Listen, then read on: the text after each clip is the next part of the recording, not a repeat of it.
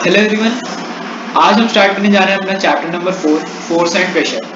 आप में से एक दो बच्चों ने कमेंट किया था कि पहले फ्रिक्शन करा दूं चैप्टर नंबर 5, तो वो पॉसिबल नहीं है क्योंकि फ्रिक्शन समझने से पहले फोर्स समझना ज़रूरी है। क्योंकि फ्रिक्शन क्या है? Friction is a type of force only. तो जब तक हम फोर्स के बारे में ही नहीं पढ़ेंगे हमें फ्रिक्शन के बारे में कैसा पता चलेगा। और जहाँ तक रही आपके टेस्ट की बात, तो देखो टेस्ट तो चलते रहेंगे और कभी ना कभी तो ये वाला चैप्टर भी आएगा हाफ ईयरली में, फाइनल्स में। तो ज़रूरी है कि हम अपना मेन फोकस वहाँ पे करें और इन ड्यूटीज़ के लिए आप अपने आप से तैयारी करें। तो आज हम chapter number 4 force and pressure start कर रहे हैं। सबसे पहले हम देखते हैं what is a force. Force होता क्या है? A force is a push और pull upon an object resulting from its interaction with another object. क्या मतलब हुआ? एक फोर्स जो है वो पुश या फिर पुल है, मतलब धकाव है किसी भी तरफ का, पुश है अपनी तरफ है या दूसरी तरफ है, पुल है अपॉन एन ऑब्जेक्ट, किसी भी ऑब्जेक्ट के ऊपर। क्यों? क्योंकि वो किसी एक और ऑब्जेक्ट के साथ इंटरैक्ट कर रहा है, मतलब किसी और ऑब्जेक्ट के साथ कुछ कर रहा है, कोई इंटरैक्शन कर रहा है, उसे हम कहते हैं फोर्स। जैसे कि हमने एक डोर को पुश किया, तो यहाँ पे पुश किस पे किया? ऑब्जेक्ट पे। ऑब्जेक्ट क्या है? डोर। और किसके साथ इंटरैक्ट कर रहा है? Another object. और यहाँ पे अनदर ऑब्जेक्ट क्या है? हमारा हाथ, हमारे हैंड, जिससे हम उसे पुश कर रहे हैं। ये हो गई फोर्स की हमारी डेफिनेशन। क्या है फोर्स? अ पुश और a pull upon an object resulting from its interaction with another object. Second है इफेक्ट्स ऑफ फोर्स। तो इफेक्ट्स के, फोर्स के काफी सारे इफेक्ट्स होते हैं। जैसे कि फोर्स में make an object move from rest. अगर कोई चीज रेस्ट पे है तो उसे मूवमेंट में ला सकता है। मैं फुटबॉल का एग्जांपल लेकर बताता हूँ। अगर हम फुटबॉल को किक मारते हैं, वो रेस्ट पे है, अगर हम उसे किक मारते हैं तो वो मूव करने लग जाएगी। फोर्स में change the speed of a moving ball. अगर कोई फुटबॉल ऐसी आराम से लड़कती आ रही है, अगर हम उसे जोर से किक करेंगे तो उसकी स्पीड बढ़ जाएगी, वो काफी जोर से आगे जाएगी। फोर्स में change the direction of moving object. एक बॉल सीधी आ रही है, आपने उसे राइट से किक किया तो वो राइट की तरफ चली जाएगी। लेफ्ट से किक किया तो, मतलब लेफ्ट साइड से तरफ से किक किया तो लेफ्ट में चली जाएगी। तो डायरेक्शन चेंज हो गई। फोर्थ, फोर्स में bring a change in the size और शेप ऑफ ऑब्जेक्ट। अब इसमें मैं आपको फुटबॉल का एग्जांपल लेके समझा सकता हूँ कि अगर आप किक मारते हो तो फॉर अ मिली सेकेंड उसकी जो फुटबॉल की जो शेप है वो अंदर को दब जाती है और उसके बाद फिर वो आगे बढ़ती है। नहीं तो जैसे आटा होता है, आटा जब मलते हैं घरों में, डो होता है, जब उसे मलते हैं तो उसमें फोर्स लगाते हैं अपने हाथों से और उसकी शेप जो है वो चेंज होती रहती है। फोर्स में कॉज ऑल और सम ऑफ दीज इफेक्ट्स। अब फोर्स कुछ इफेक्ट्स भी ला सकती है इसमें से, और ज्यादा, मतलब ऐसा भी हो सकता है कि सारे ही हो जाए, जैसे फुटबॉल का मैंने एग्जांपल दिया उसमें सारे होते हैं, या फिर कुछ कुछ होता है जिसमें एक दो दो दो ऐसे ऐसे इफेक्ट्स दिख जाते हैं। उसके बाद ये थे हमारे इफेक्ट्स ऑफ फोर्स। हमने फोर्स पढ़ लिया, इफेक्ट्स ऑफ फोर्स पढ़ लिया। अब देखते हैं factors associated with the magnitude of force. अब फोर्स तो हम लगा रहे हैं लेकिन वो मैग्नीट्यूड किस पे डिपेंड कर रहा है, मतलब मैग्नीट्यूड का मतलब होगा कितनी स्ट्रेंथ से हम फोर्स लगा रहे हैं। Greater is the force applied the greater is the change in the speed of the object. जितना ज्यादा हम फोर्स लगाएंगे उतनी ज्यादा स्पीड से, उतनी ज्यादा स्पीड ऑब्जेक्ट की बढ़ जाएगी। जैसे अगर हम फुटबॉल को आराम से किक करते हैं तो वो आराम से आगे जाएगी, जोर से किक करते हैं तो उसकी स्पीड और तेज जाएगी। सो जितनी ज्यादा फोर्स अप्लाई करेंगे उतनी ज्यादा स्पीड होगी। जो दो पैरामीटर्स हैं जो मैग्नीट्यूड ऑफ फोर्स, मतलब स्ट्रेंथ ऑफ फोर्स को डिटरमाइन करते हैं, वो होते हैं कौन से? मास और स्पीड। मास को हम चेंज नहीं कर सकते, स्पीड हम चेंज कर सकते हैं। मास से मेरा मतलब क्या था? जैसे आपने ली एक रियल कार और एक ली टॉय कार। रियल कार का मास बहुत ज्यादा होता है, उसको आप या तो नहीं धकेल पाओगे, और धकेल पाओगे तो काफी ज्यादा फोर्स लगेगी। जबकि एक टॉय कार में उसका मास बहुत कम है, आप उसे अपनी फिंगर से ही जस्ट उसे पता नहीं कितना आगे मूव करवा सकते हैं। So that is the difference in mass. लेकिन हम मास को चेंज नहीं कर सकते, हम स्पीड को चेंज कर सकते हैं। कि अगर मान लो कोई क्रिकेट बॉल है आपकी तरफ, बहुत जोर से आ रही है, बहुत ज्यादा स्पीड से आ रही है, तो उसे कैच करने के लिए ज्यादा फोर्स लगेगी। अगर आराम से कोई आ रही है तो उसे पकड़ने के लिए कम फोर्स लगेगी। Force, force has both magnitude and direction. Force जो है उसके पास मैग्नीट्यूड भी और डायरेक्शन भी। Either we can change one of them और बोथ। हम या तो मैग्नीट्यूड चेंज कर सकते हैं, डायरेक्शन चेंज कर सकते हैं, या दोनों चेंज कर सकते हैं। इससे क्या होगा? जो फोर्स का इफेक्ट है वो भी चेंज हो जाएगा। उसके बाद आता है टाइप्स ऑफ फोर्स।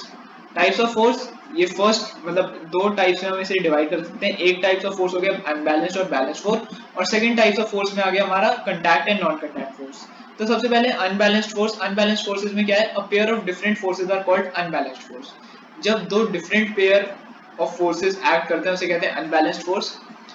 अगर वो सेम डायरेक्शन में है तो वो ऐड हो जाते हैं, और अगर उल्टी डायरेक्शन में है तो सब्ट्रैक्ट हो जाते हैं।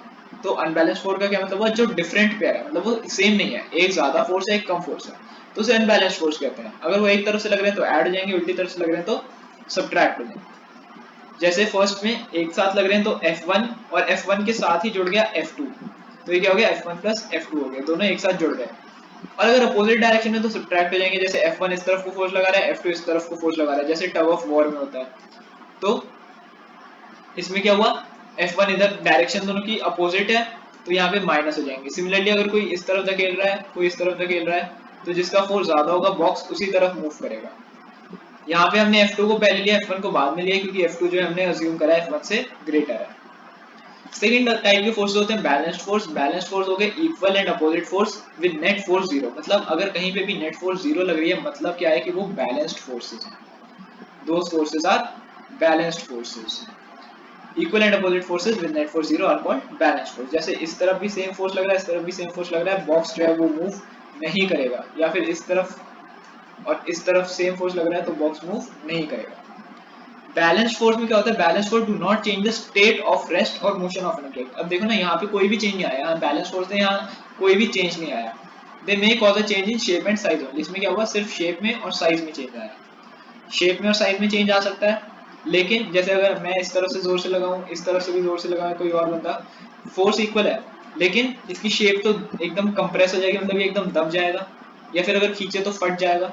तो शेप और साइज में चेंज आ सकता है, लेकिन उसमें मोशन नहीं होगा कोई। अनबैलेंस्ड फोर्स जो है उसमें चेंज इन स्टेट भी हो सकता है, रेस्ट या मोशन से वो चीज, मतलब जैसे अगर बॉक्स है, अगर हम एक तरफ से ज्यादा फोर्स लगा रहे हैं तो वो दूसरी तरफ को मूव कर जाएगा, और शेप और साइज भी चेंज हो जाता है। सेकेंड टाइप्स ऑफ फोर्स में आते हैं हमारे पास contact force and non contact force. Contact force होते हैं जिसमें two interacting bodies are in direct physical contact with each other. मतलब जो ज्यादातर हम फोर्सेस करते हैं वो कॉन्टैक्ट फोर्सेस होती हैं, जिसमें हम अपनी, मान लो एक एग्जांपल हो गया इसका मसल, अभी मैं आपको नीचे बताऊंगा, मस्कुलर फोर्स। हम कोई भी चीज पिक कर रहे हैं, किसी भी चीज को पुश कर रहे हैं, पुल कर रहे हैं, हम कैसे कर रहे हैं, अपनी मसल्स के थ्रू कर रहे हैं। अभी अपनी मसल्स के थ्रू ही हम किसी भी चीज को पुश कर पाते हैं, पुल कर पाते हैं। तो that is an example of contact force. Examples, muscular force, when the force is applied by muscles of the animals. अगर एनिमल्स की मसल्स के द्वारा फोर्स लग रही है तो फोर्स कहते हैं मस्कुलर फोर्स। एग्जांपल क्या है इसका, पुशिंग और पुलिंग। अपनी किसी भी चीज को पुश और पुल करना। काफी देखा भी होगा, अगर हमारी मसल्स में चोट लग जाती है तो हम कुछ भी काम नहीं कर पाते उस मसल से। क्यों? क्योंकि फोर्स खत्म हो गई, वहां की स्ट्रेंथ नहीं बची उस मसल में फोर्स लगाने के लिए। तो ये एफर्ट हमारी मसल्स लगाती हैं और इसे हम मस्कुलर फोर्स कहते हैं। सेकंड कॉन्टैक्ट फोर्स होती है फ्रिक्शनल फोर्स, जिसके पूरा चैप्टर है आगे, तो इसको पढ़ना जरूरी है पहले, इसलिए मैंने आपको स्टार्टिंग में बताया था ये भी एक पार्ट है फोर्स का, तो पहले इसको पढ़ना जरूरी है, उसके बाद ही हम मेन फ्रिक्शन के बारे में पढ़ेंगे। तो फ्रिक्शनल फोर्स क्या है? फ्रिक्शनल फोर्स वो फोर्स है जो किसी भी मूविंग ऑब्जेक्ट को स्टॉप करने की टेंडेंसी रखता है। मतलब साइकिल अगर चल रही है तो वो थोड़ी देर बाद अपने आप रुक जाएगी बिना ब्रेक मारे। क्यों? क्योंकि उसमें फ्रिक्शन हो रहा है, उसके टायर्स और रोड के बीच में फ्रिक्शन हो रहा है। जितना ज्यादा रफ सरफेस होता है उतना ज्यादा फ्रिक्शन होता है। ये मैं आपको थोड़ा बहुत बता रहा हूँ जो इसमें नहीं लिखा है। फ्रिक्शन जितना ज्यादा रफ सरफेस होगा उतना ज्यादा फ्रिक्शन होगा, जितना स्मूथ होगा उतना कम होगा। Example, rolling ball stops automatically. अगर कोई बॉल रोल करे तो अपने आप रुक जाती है, क्योंकि फ्रिक्शन है उस पर एक्ट कर रहा है। डायरेक्शन ऑफ फ्रिक्शन हमेशा अपोजिट होता है to the direction of motion of object. जिस डायरेक्शन में ऑब्जेक्ट मूव कर रहा है उसके अपोजिट डायरेक्शन में ही हमेशा फ्रिक्शन एक्ट करता है। तो ये था हमारा फ्रिक्शनल फोर्स, इसके बारे में डिटेल में हम नेक्स्ट चैप्टर में पढ़ेंगे। सेकंड है हमारा non contact force. Non contact force कौन से होते हैं? The forces which result when the two interacting bodies are not in physical contact directly. मतलब यहाँ पे क्या है, जो फोर्सेस जो डायरेक्टली इंटरैक्शन में नहीं है, मतलब उनमें डायरेक्ट कॉन्टैक्ट नहीं हो रहा है। मसल्स और फ्रिक्शन में क्या था, वो डायरेक्ट कॉन्टैक्ट में थे, यहाँ पे क्या है, कॉन्टैक्ट में नहीं है, उसे हम कहते हैं नॉन कॉन्टैक्ट फोर्स। फर्स्ट आ गया इसका ग्रेविटेशनल फोर्स।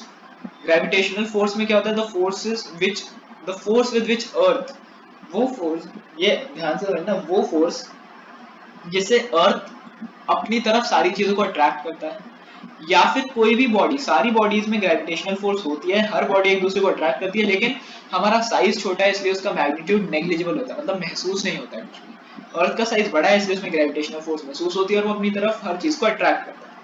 इस फोर्स को हम कहते हैं ग्रेविटेशनल फोर्स। एग्जांपल क्या हो गया, falling of Apple from trees. कुछ भी चीज जब गिरती है तो नीचे की तरफ गिरती है, कभी भी ऊपर की तरफ नहीं जाएगी, ऊपर से हमेशा नीचे आएगी because of gravitational force. Second हो गया मैग्नेटिक फोर्स। मैग्नेटिक फोर्स हमने काफी पढ़ा है। मैग्नेट जो है वो चीजों को अट्रैक्ट या रिपेल करती है, मतलब अट्रैक्ट कर रही है, अपनी तरफ फोर्स लगा रही है, रिपेल कर रही है, दूसरी तरफ फोर्स लगा रही है, बिना कॉन्टैक्ट में। ठीक है, हमने पढ़ा है like poles repel each other. Like pole जैसे नॉर्थ पोल, साउथ पोल एक दूसरे को रिपेल करते हैं, जबकि नॉर्थ और साउथ पोल एक दूसरे को अट्रैक्ट करते हैं। यहाँ पे भी वो कांटेक्ट में नहीं है लेकिन वो फोर्स लगा रहे हैं, तो ये हो गया मैग्नेटिक फोर्स। और इलेक्ट्रिक फोर्स भी है सिमिलर टू मैग्नेटिक फोर्स, उसमें भी लाइक चार्जेस जैसे पॉजिटिव पॉजिटिव और नेगेटिव नेगेटिव एक दूसरे को रिपेल करते हैं, और जो अनलाइक चार्जेस हैं पॉजिटिव और नेगेटिव वो एक दूसरे को अट्रैक्ट करते हैं। चार्जेस दो तरीके के होते हैं, नेगेटिव और पॉजिटिव, ये आपको पता होना चाहिए। ये फोर्स ऑफ अट्रैक्शन होती है और रिपल्शन जो होती है इसे हम कहते हैं इलेक्ट्रिक फोर्स। एग्जांपल हो गया इसका, अगर कोई चार्ज्ड ग्लास रॉड है वो एक चार्ज्ड एबोनाइट रॉड की तरफ मूव करती है, या आपकी बुक का एग्जांपल है कि ग्लास रॉड और एबोनाइट रॉड दोनों ने रॉड ली, दोनों को चार्ज किया, और जब हमने चार्ज करके एक दूसरे के पास लाएंगे तो एक दूसरे की तरफ अट्रैक्ट हो जाएगी, क्योंकि एक में होगा पॉजिटिव चार्ज और सेकंड में होगा नेगेटिव चार्ज। आई होप आपको यहाँ तक अभी तक समझ आ गया होगा।